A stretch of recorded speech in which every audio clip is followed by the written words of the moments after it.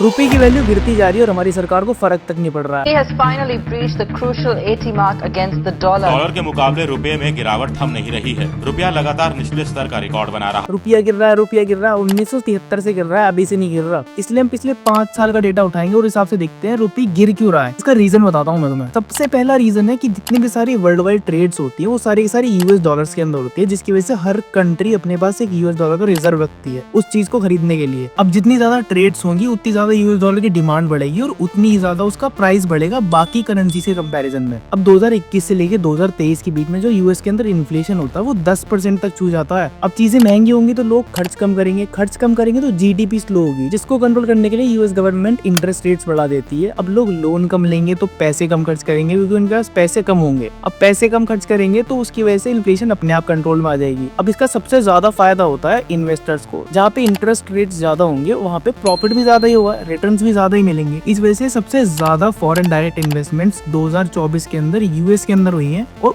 उसी तरफ अगर देखा जाए तो इंडिया के अंदर पिछले 12 साल के अंदर जितनी इन्वेस्टमेंट्स हुई हैं उसमें सबसे लो 2024 के अंदर हुई हैं। तो रुपया तो गिरना ही था और डॉलर का प्राइस बढ़ना था। जिस कंट्री में सबसे ज्यादा इंटरेस्ट रेट्स होंगे वहाँ पे रिटर्न्स भी सबसे ज्यादा मिलेंगे और उन्हें भी गलत नहीं बोला जा सकता क्योंकि उनका काम है पैसे कमाना, इन्वेस्ट करके पैसे कमाना। जहाँ ज्यादा प्रॉफिट होगा वहाँ ज्यादा इन्वेस्ट करना है। अगर इन्वेस्टर्स इंडिया को छोड़ के यूएस में इन्वेस्ट करेंगे तो प्राइस तो गिरेगा ना रुपये का, और डॉलर का प्राइस कंपैरिजन में बढ़ता जाएगा। अभी जो ये ट्रम्प भाई साहब ये बोलते तो है इन्हें वीक डॉलर चाहिए जिसकी वजह से ट्रेड्स ज्यादा पॉसिबल हो पाए और बढ़े, बट इनकी ही शुरू की हुई टैरिफ वॉर की वजह से डॉलर और पंप हो जाता है। सबसे बड़ा जो रीजन मुझे लगता है जिसकी वजह से रुपये कंटिन्यूसली गिरता आ रहा है वो है क्रूड ऑयल और गोल्ड को इम्पोर्ट करना। हम 80 से 90% क्रूड ऑयल जो है बाहर से इम्पोर्ट करते हैं, जिसके लिए हमें यूएस डॉलर चाहिए होते हैं क्योंकि हमारी पॉपुलेशन इतनी ज्यादा है और अब इंडियन का ट्रेडिशन है गोल्ड में इन्वेस्ट करने का, तो वजह से हम गोल्ड और क्रूड ऑयल बाहर से इम्पोर्ट करते हैं। इसके लिए हमें यूएस डॉलर चाहिए होते हैं। अब इस सब चीजों को खरीदने के लिए हमें यूएस डॉलर की जरूरत पड़ेगी, इसके लिए हमें रिजर्व रखना पड़ता है, जिसकी वजह से डॉलर का प्राइस और ज्यादा बढ़ता है रुपये के कंपैरिजन में। हम ये दोनों चीजें इतनी ज्यादा इंपोर्ट करते हैं, जो बाकी सर्विसेज एक्सपोर्ट करते हैं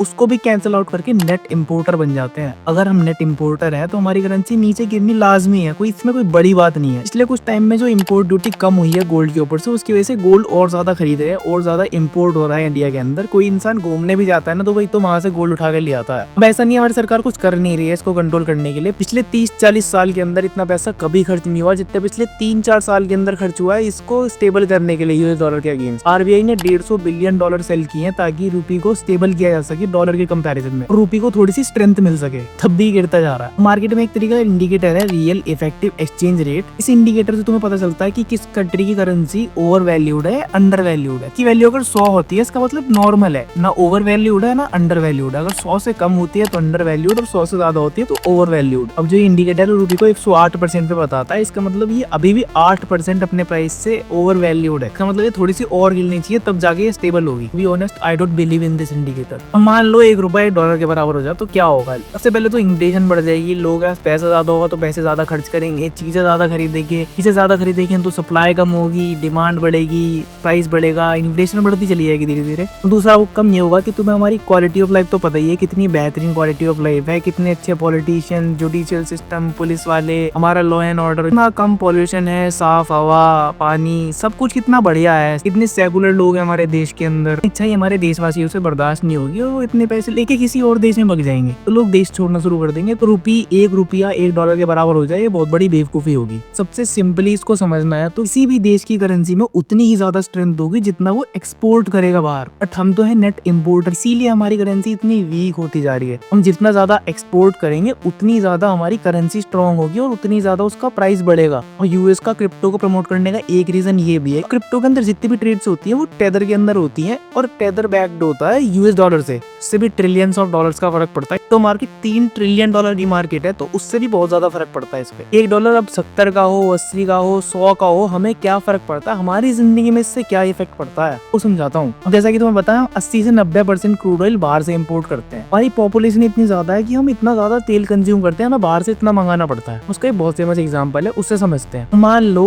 1 गैलन ऑयल $1 का है और $1 है $75 का। कुछ समय बाद ऑयल का प्राइस तो वही रहता है $1, लेकिन डॉलर का प्राइस बढ़ जाता है रुपये के अगेंस्ट और वो हो जाता है 85 रुपए का। तुम्हें उतना ही तेल कुछ समय बाद 85 रुपए में मिलेगा। ग्लोबली तो वो चीज $1 की है, लेकिन तुम्हें उसके लिए 10 रुपए फालतू पे करने पड़ेंगे। तो इस तरीके से तुम्हारी जिंदगी में अफेक्ट होती है चीजें। अगर हम सर्विस सेक्टर को हटाते तो जितनी भी चीजें हम बाहर से इम्पोर्ट करते हैं उनके अंदर से ज्यादा इन्फ्लेशन देखा गया इस साल। अब ऐसा नहीं है कि इस चीज के सिर्फ नुकसान ही नुकसान है, थोड़े बहुत फायदे भी हैं। अब हर चीज का थोड़ा बहुत नुकसान और थोड़ा बहुत फायदा भी होता है। अगर तुम बाहर की कंपनी में जॉब करते हो, सर्विस प्रोवाइड करते हो, तो वहाँ की कंपनीज डॉलर्स में पे करती हैं, क्योंकि इंडियन रुपी के अंदर ज्यादा होता है, तो उसमें एक तरीके से ज्यादा पैसे मिलते हैं इंडियन रुपीज में। बट देखा जाए तो वो भी इन्फ्लेशन की वजह से एडजस्ट हो ही जाता है। एक और चीज जो सरकार छुपाती है कि जो तुम इन्फ्लेशन देखते हो 6 से 7% तुम मान के चलते हो कि 6 से 7% इन्फ्लेशन होती है, बट एक्चुअल इन्फ्लेशन 10 से 11% है इंडिया के अंदर भी। तुम सोचोगे ऐसा कैसे हो सकता है? कभी नोटिस करो कि जो तुम्हारे मेजर खर्चे होते हैं वो किन चीजों में होते हैं। एजुकेशन, हेल्थ सेक्टर, खाने पीने की चीजों में, इन सब चीजों में मेजर खर्चे होते हैं।